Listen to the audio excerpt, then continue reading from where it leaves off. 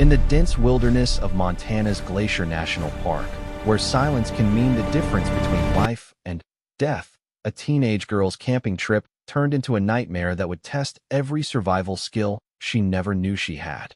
What started as innocent radio chatter between park rangers about a teen firing shots would soon become the most extraordinary rescue story in the park's history. Sarah Martinez wasn't supposed to be a hero.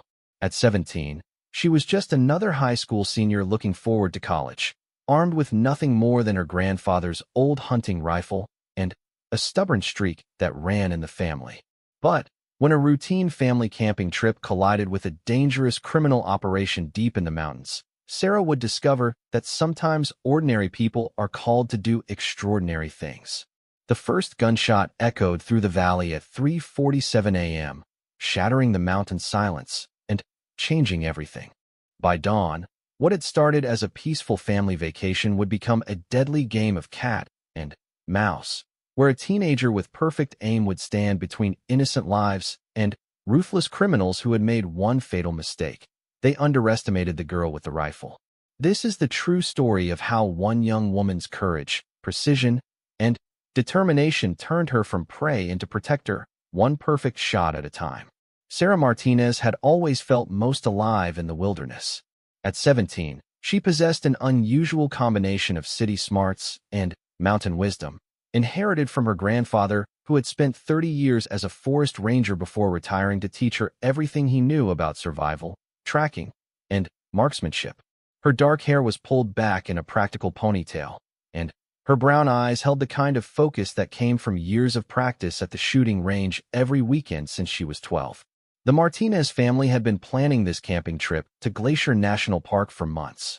Sarah's parents, Miguel and Carmen, were both busy doctors who rarely took time off, but they had promised their daughter one last family adventure before she headed to college in the fall. Sarah's younger brother, Danny, was 15 and more interested in his phone than nature, but even he seemed excited about the prospect of 4 days in the Montana wilderness. They had set up camp at a remote site called Bear Creek, accessible only by a winding dirt road that snaked through dense pine forests. The campsite was perfect, nestled in a valley surrounded by towering peaks, with a crystal-clear stream running nearby, and enough open space for Danny to practice his photography while staying safely close to their base. Miguel had chosen this particular spot because it was far from the usual tourist crowds, offering the kind of pristine wilderness experience that was becoming increasingly rare. Sarah's grandfather's rifle, a well-maintained Winchester Model 70 that she had inherited just 6 months earlier, rested securely in the family's SUV. She had brought it primarily for protection against bears, though the likelihood of needing it for that purpose was slim. What she couldn't have known was that the rifle would soon serve a very different and far more dangerous purpose. The first day had passed peacefully. The family hiked along well-marked trails, with Sarah taking point and demonstrating the tracking skills her grandfather had taught her. She could read the forest like a book, identifying animal tracks in the mud, recognizing the calls of different bird species, and spotting the subtle signs that indicated whether they were alone in the wilderness or sharing the space with other creatures. Danny had actually put his phone away for most of the afternoon, genuinely impressed by his sister's knowledge and skills. As evening approached, Miguel started a campfire while Carmen prepared their dinner of grilled fish that Sarah had caught earlier in the stream. The family sat around the fire, roasting marshmallows and sharing stories about their favorite outdoor adventures. Sarah felt a deep sense of contentment, knowing that these moments with her family were precious and would become even more so once she left for college. But as the sun set behind the mountains and darkness began to envelop their campsite, Sarah began to notice things that didn't quite fit the natural rhythm of the wilderness. There were distant sounds that seemed out of place, the occasional rumble of vehicles on roads that shouldn't have heavy traffic, and voices carrying on the wind from directions where no official campsites existed. Her grandfather had trained her to trust her instincts, and something about the atmosphere felt slightly off, though she couldn't pinpoint exactly what was wrong. Around 10 o'clock, as the family was preparing to settle in for the night, they heard the distinct sound of helicopters approaching. This was unusual, but not unprecedented.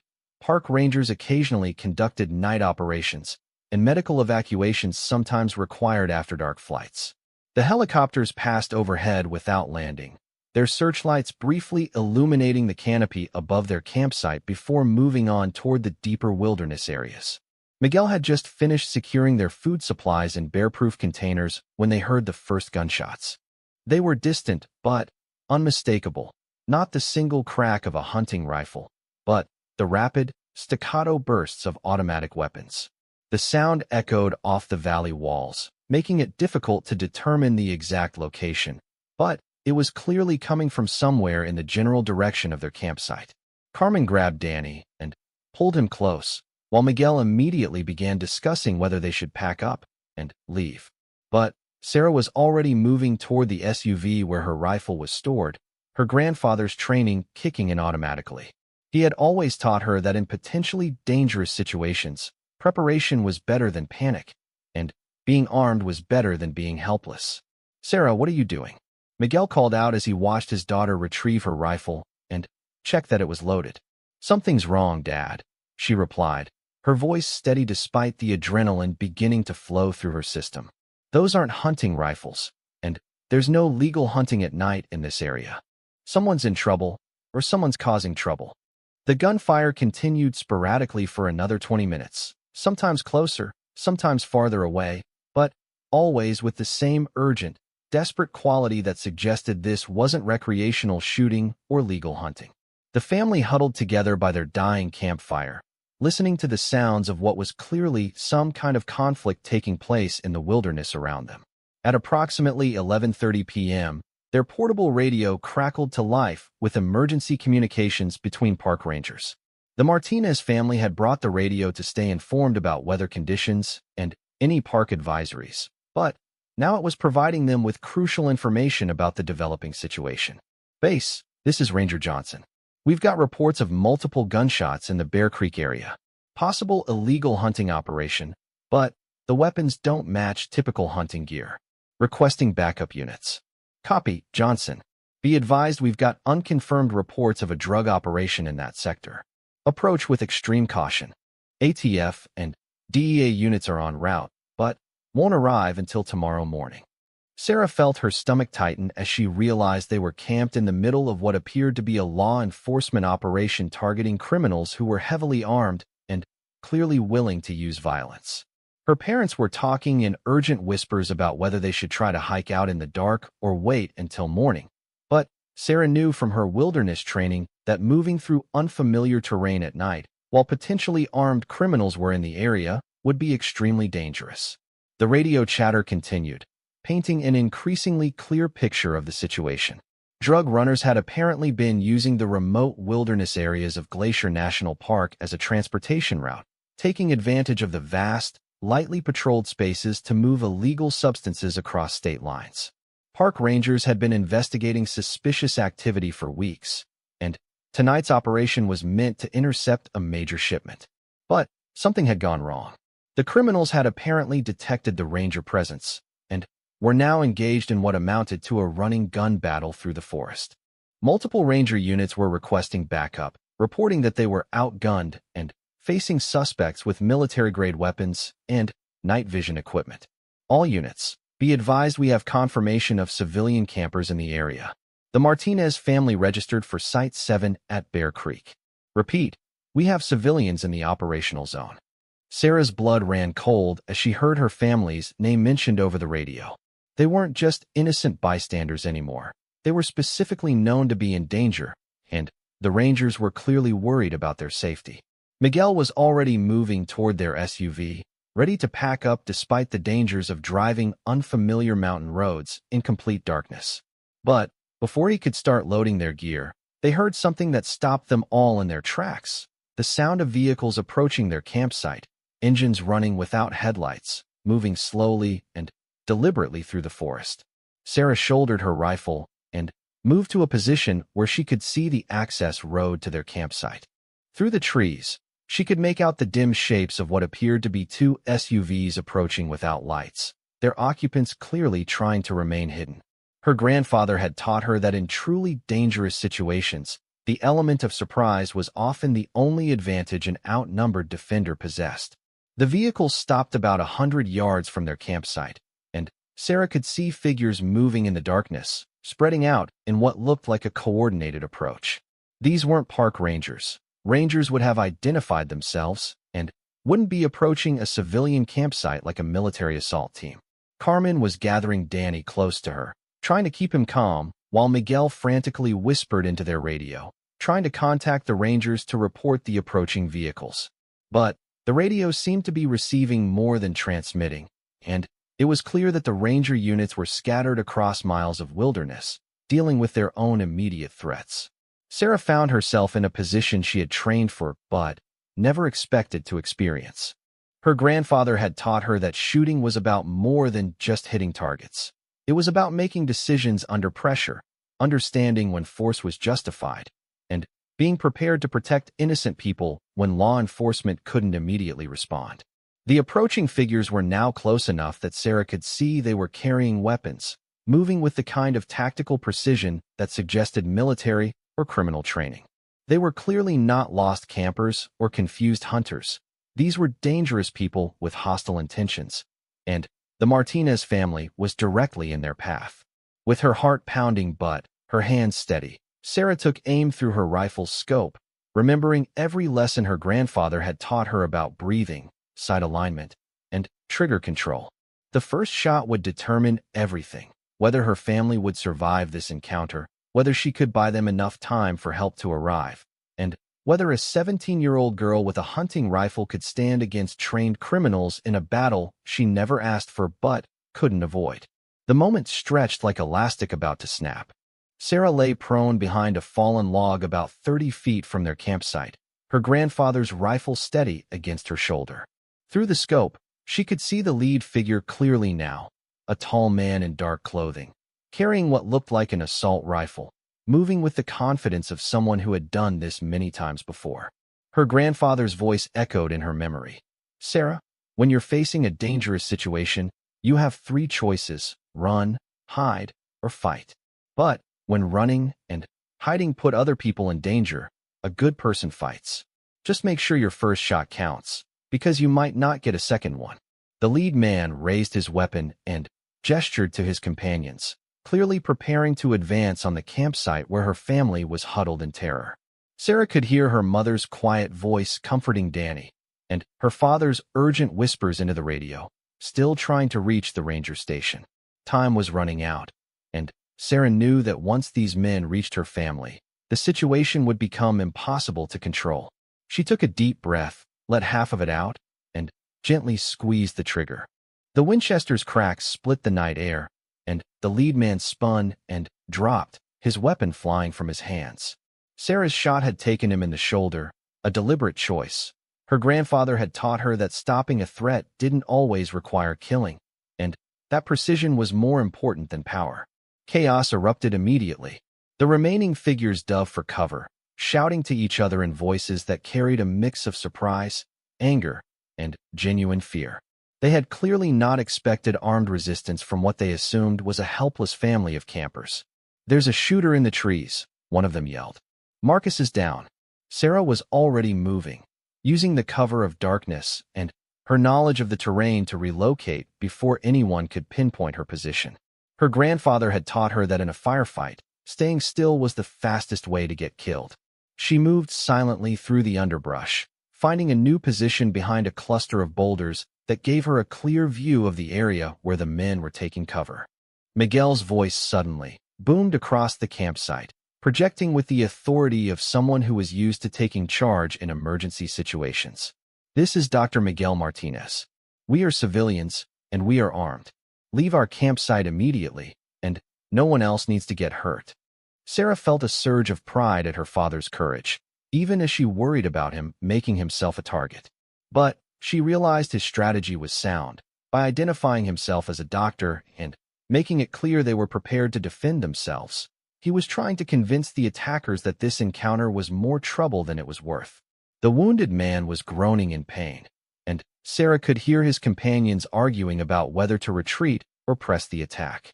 Through her scope, she could see that there were at least 4 more of them, all armed with what appeared to be military-style weapons.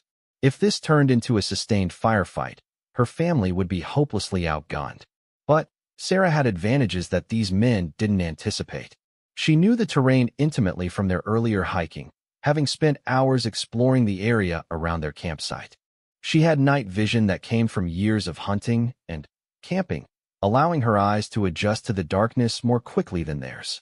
Most importantly, she had been trained by someone who understood that superior firepower meant nothing if you couldn't hit your target. One of the men broke cover, trying to flank around to the left side of the campsite. Sarah tracked him through her scope, waiting for the perfect moment. When he paused to check his position, she fired again. This shot took him in the leg, sending him tumbling behind a tree where he began cursing loudly in both English and Spanish. "Two down," she whispered to herself, her grandfather's training keeping her calm and focused despite the surreal nature of the situation. She was a high school student who should have been worrying about prom and college applications, but instead she was engaged in a life-or-death gunfight with armed criminals in the Montana wilderness. The remaining attackers were now clearly rattled. They had expected to surprise and overwhelm a helpless family, but instead they found themselves pinned down by an invisible sniper who seemed to know exactly where they were going before they moved. Their leader, a man with a distinctive scar across his left cheek that Sarah could see through her scope, was barking orders and trying to coordinate a more systematic approach. Sarah's radio crackled to life again, and this time she could hear Ranger communications that filled her with hope. "All units, gunshots reported at Bear Creek campsite. Martinez family may be under direct attack. ETA to their location is 15 minutes. Repeat, civilian family under fire. All available units respond immediately." 15 minutes felt like an eternity, but Sarah knew she could hold these men off for that long if she stayed smart and didn't make any mistakes. Her ammunition was limited. She had brought only 20 rounds for the hunting rifle, but each shot had to count, and so far her accuracy was keeping the attackers confused and demoralized. The scarred leader was trying to use hand signals to coordinate his remaining men, but Sarah could read his intentions through her scope. He was positioning them for a coordinated assault on the campsite, hoping to overwhelm her family through sheer numbers and firepower. She couldn't allow that to happen. Sarah shifted position again, moving to a spot where she could see all 3 remaining attackers. This was the riskiest shot she had ever attempted, not because of the distance or the difficulty, but because missing would expose her family to immediate retaliation. But her grandfather had always taught her that sometimes the biggest risk was not taking the risk at all. She aimed for the leader's weapon, hoping to disable his rifle without killing him. The shot was perfect, striking the assault rifle's barrel and sending fragments flying. The man dove backward, clutching his hand where the rifle fragments had cut him, and his weapon was clearly damaged beyond use. The psychological effect was immediate and dramatic. The remaining 2 men suddenly realized they were facing someone with extraordinary marksmanship skills, someone who could hit exactly what she aimed at every single time. In their world of criminal intimidation and overwhelming firepower, they had never encountered someone who could turn their own tactics against them with such precision. Sarah heard one of them say, "This is crazy, man. Whoever's out there is picking us apart. We need to get out of here before the Rangers show up." But the wounded leader wasn't ready to give up. Through her scope, Sarah could see him talking urgently into a radio of his own, apparently calling for backup.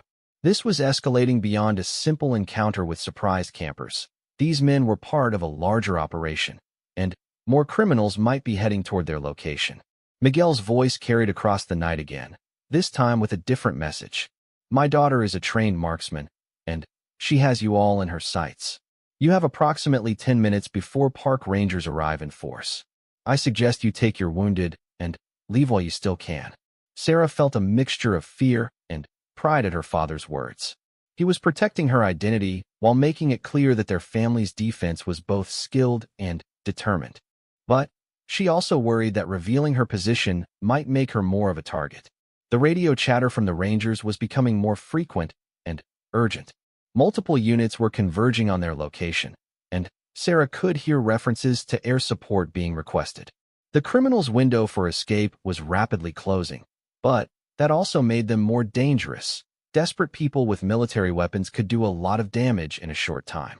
One of the remaining attackers tried to make a run for their vehicles, apparently deciding that retreat was the better option.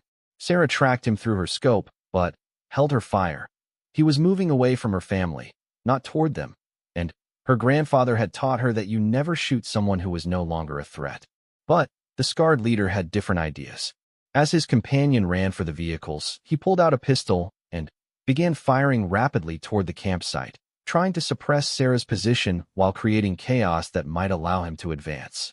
His shots were wild and inaccurate, but the volume of fire was dangerous, and Sarah could hear her family taking cover behind their SUV. This was the moment Sarah had been dreading, when precision would have to give way to speed, and when her family's safety would depend entirely on her ability to end the threat immediately. She tracked the leader through her scope as he moved from cover to cover, firing randomly and advancing toward the campsite. Her next shot would be the most important of her life, and she knew it had to be perfect. Danny's terrified voice carried across the night air. "Sarah, where are you? I'm scared." That was all the motivation she needed. Sarah Martinez, 17 years old and 3 months away from starting college, settled her crosshairs on the scarred leader's center mass and prepared to take the shot that would end this nightmare and save her family. Sarah's finger found the trigger as the scarred leader emerged from behind a tree, his pistol raised toward her family's position. Time seemed to slow as her grandfather's training took over completely. Breath control, sight alignment, steady squeeze. The Winchester cracked once more, and the leader spun around, his pistol flying from his hand as her bullet found its mark in his shooting arm. The immediate threat neutralized, Sarah watched as the wounded man stumbled backward, clutching his arm and shouting in pain and frustration. The remaining unwounded attacker took one look at his disabled leader and made an immediate decision. He turned and ran toward the vehicles, abandoning his wounded companions without a second thought. "That's 4 down, 1 running," Sarah whispered to herself, maintaining her position and keeping her scope trained on the area where the wounded men were scattered. Her grandfather had taught her that a wounded animal was often more dangerous than a healthy one, and the same principle applied to armed criminals. The scarred leader was still mobile despite his wound, and Sarah could see him trying to retrieve another weapon from his equipment. She shifted her aim and put a shot into the ground inches from his reaching hand, sending up a spray of dirt and rocks that convinced him to stay still. "Smart girl," she heard him mutter, apparently realizing that his invisible tormentor had been toying with him, that every shot had been precisely placed to disable rather than kill, which meant the shooter possessed a level of skill that made resistance futile. The sound of approaching helicopters was growing louder, and Sarah could see lights beginning to sweep through the trees. The cavalry was finally arriving, but she couldn't let her guard down until official law enforcement had the situation completely under control. Miguel's voice called out from the campsite. "Sarah, are you okay? The Rangers are almost here." "I'm fine, Dad," she called back, though she kept her rifle trained on the wounded men. "Stay down until the Rangers secure the area." The fleeing criminal had reached the vehicles, and Sarah could hear engines starting in the distance. Through her scope, she watched one of the SUVs race away into the night, its headlights finally blazing as the driver abandoned any pretense of stealth. The smart one had escaped, but he had left his wounded companions behind to face whatever consequences awaited them. Ranger Johnson's voice crackled over their radio. "Martinez family, this is Park Ranger Johnson. We're approaching your position from the south. Are you all safe?" Miguel grabbed the radio and responded immediately. "This is Miguel Martinez. We're all safe, but we have multiple armed suspects down near our campsite. My daughter has been defending our position. The suspects are wounded but still potentially dangerous." "Copy that, Mr. Martinez. We can see your campfire. Stay in position and identify yourselves clearly when we approach. We're coming in with full tactical support." Sarah could see the Ranger vehicles now, approaching with their emergency lights flashing, but sirens silent. Behind them came what looked like federal law enforcement vehicles, the DEA and ATF units that had been mentioned earlier in the radio communications. This was clearly a much larger operation than a simple family camping trip that had gone wrong. The lead Ranger vehicle stopped about 50 yards from the campsite, and Sarah could see heavily armed officers deploying in tactical formation. These weren't just park rangers. They were federal agents equipped for serious criminal enforcement operations. Armed suspects on the ground, do not move, came the amplified command from the law enforcement team. Civilians, identify yourselves and your positions. Miguel stood up slowly from behind their SUV, his hands clearly visible. Dr. Miguel Martinez here with my family. My wife Carmen and son Danny are behind the vehicle. My daughter Sarah is positioned in the woods to the north. She's the one who stopped the attack. Sarah Martinez, one of the agents called out. We need you to make yourself visible and secure your weapon. You're not in trouble, but we need to establish positive identification. Sarah carefully engaged the safety on her rifle and stood up from her concealed position, the weapon held clearly away from her body in a non-threatening manner. Sarah Martinez here, she called out. My rifle is secured and safe. The next few minutes passed in a blur of professional law enforcement activity. Federal agents moved quickly to secure the wounded criminals, while EMTs began providing medical attention to the men Sarah had shot. Ranger Johnson approached the Martinez family with a combination of relief and amazement that was evident in his expression. Young lady, he said to Sarah, I've been doing this job for 20 years, and I've never seen anything like what you just pulled off. 4 armed suspects taken down with precise, non-lethal shots in the dark? That's the kind of marksmanship that most professional snipers would be proud of. Agent Martinez, a DEA supervisor who shared Sarah's last name, but was no relation, took her statement with obvious admiration. Sarah, what you did tonight probably saved your family's lives and helped us capture some very dangerous criminals. These men are part of a drug trafficking organization that's been operating in this area for months. As the wounded criminals were loaded into ambulances under heavy guard, Sarah learned more about what her family had accidentally walked into. The drug operation had been using remote areas of Glacier National Park as a transfer point for narcotics being moved from Canada to distribution networks in the American Midwest. The criminals had established several hidden camps in the wilderness, taking advantage of the vast, lightly patrolled areas to conduct their illegal business. The Ranger operation that night had been designed to intercept a major shipment, but the criminals had detected the law enforcement presence and scattered into the wilderness. In their panic to escape, some of them had stumbled across the Martinez family campsite and decided to eliminate what they saw as potential witnesses. They made a serious mistake targeting your family, Agent Martinez told them. Not just because you were able to defend yourselves, but because attacking civilians brings federal penalties that are much more severe than simple drug trafficking charges. Sarah's precise shooting had wounded all 4 men in ways that were serious enough to stop the threat, but not life-threatening. The scarred leader, whose name turned out to be Vincent Torres, was a known criminal with warrants in 3 states. The other men were part of his crew, specializing in intimidation and violence to protect their drug operations. The remarkable thing, Agent Martinez explained, is that Sarah managed to disable all of them without causing any fatal injuries. That shows incredible restraint and skill under extreme pressure. Most people in that situation would have been shooting to kill. Ranger Johnson nodded in agreement. Your grandfather taught you well, Sarah. What you demonstrated tonight is the difference between someone who shoots and someone who's truly skilled with a rifle. You controlled the entire engagement from start to finish. As the sun began to rise over the Montana mountains, the Martinez family found themselves at the center of a major federal investigation. Their quiet camping trip had become the catalyst for breaking up a significant drug trafficking operation, and Sarah's actions had not only saved her family, but helped law enforcement capture criminals who had been evading arrest for months. But the night wasn't over yet. Agent Martinez received a radio call that made his expression grow serious. We've got a problem, he told Ranger Johnson. Torres was using a radio to call for backup before your daughter stopped him. We have reports of additional vehicles heading toward this area, and these people are going to be very unhappy about what happened to their operation. Sarah felt her stomach tighten again. She had hoped the danger was over, but apparently the criminal organization was larger and more determined than anyone had initially realized.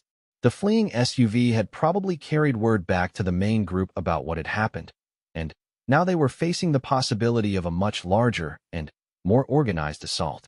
How many more are we talking about? Miguel asked, his protective instincts as a father warring with his amazement at what his daughter had accomplished. Our intelligence suggests Torres was leading a crew of about 15 men, Agent Martinez replied. Sarah took out 4, 1 escaped, so we could be looking at 10 more hostiles approaching this location. And, unlike the first group, these guys will know exactly what they're walking into. Sarah checked her rifle automatically, her mind already shifting back into the focused state that had served her so well during the first encounter. She had 12 rounds remaining, and if 10 more criminals were heading their way, the odds were going to be much more challenging. But, as she looked around at the federal agents and park rangers who had arrived to help, Sarah realized that this time she wouldn't be fighting alone. The question was whether her marksmanship skills would be enough to tip the balance when the real battle began. The federal agents moved with practiced efficiency, transforming the Martinez family campsite into a defensive position within minutes. Agent Martinez coordinated with Ranger Johnson and the tactical team, while Sarah found herself being consulted as both a witness and an asset. Her demonstrated marksmanship had earned her a level of respect that was unusual for a teenager in a law enforcement operation.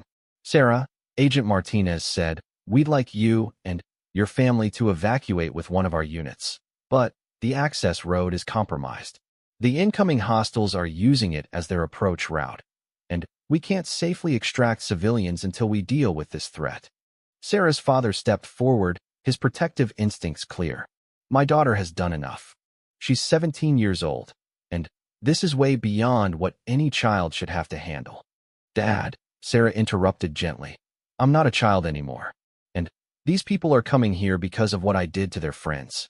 If I can help stop them, then that's what I'm going to do." Ranger Johnson knelt down beside Sarah, his expression serious but respectful. "Sarah, what you did earlier was incredible, but this next phase is going to be different.